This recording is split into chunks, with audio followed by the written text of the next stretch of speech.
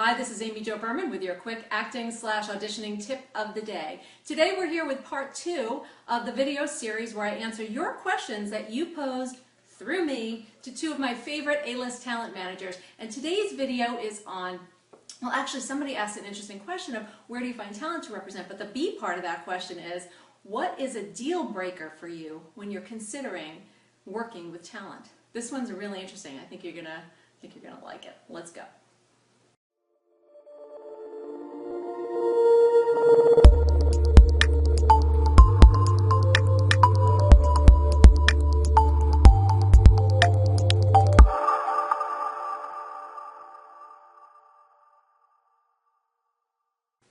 Okay, so today's question is from Nadima, and Nadima asked, what is a deal breaker for why they won't represent a new talent, a new client?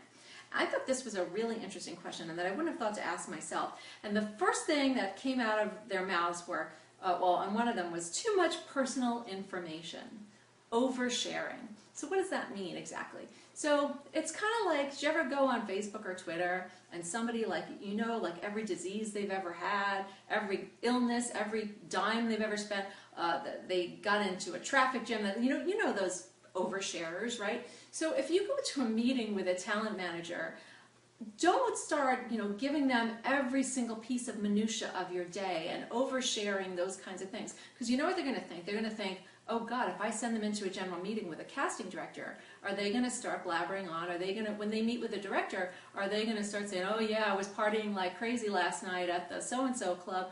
Oversharing and not good for your career. So that was one thing. My other friend said negative attitude and complaints.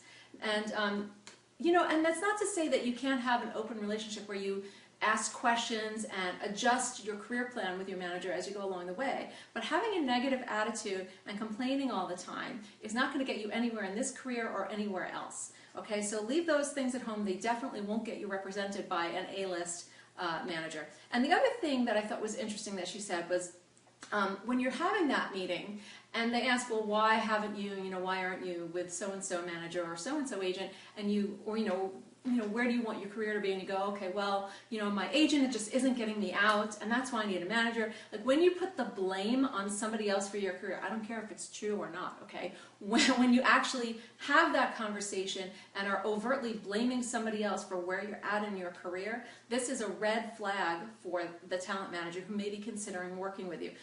Just to recap, things that will get you not represented by an A-list manager are oversharing, too much personal information, negative attitude, complaints, blaming somebody else for the state of your career. Okay? So, if you found this video helpful, go ahead and give it a thumbs up, give me a like, give me a comment. I love hearing from you. And if you want more cool information like this right to your inbox, I can't even speak. I get so excited when I give you information that sometimes I trip over my own tongue.